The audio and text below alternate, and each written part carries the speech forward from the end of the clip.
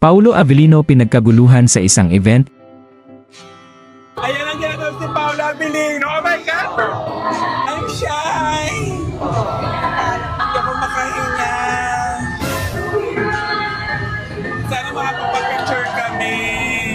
Pero ayan na siya!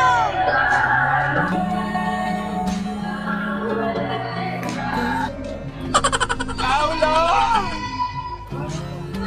Paulo!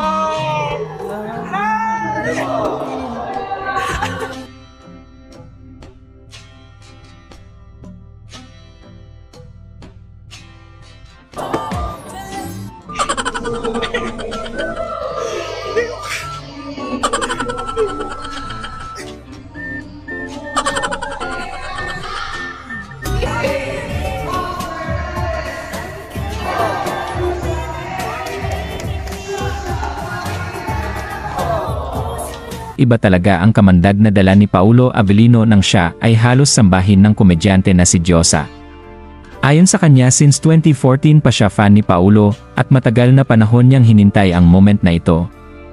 Isa lang si Diyosa sa libo-libong fans ni Paulo Avellino na vocal sa kanilang pagkabighani sa aktor. Halos magtatalon niya ang komedyante nang lingunin siya ni Paulo Avellino at nichian ang aktor. Ayon kay Diyosa ay gustong-gusto niya rin si Kim Chiu para kay Paulo Avellino dahil sa napakabuting ugali nito. Pabiro pang sinabi ni Diyosa na Paulo ako ito si Kim Chiu sabay tawa ng malakas.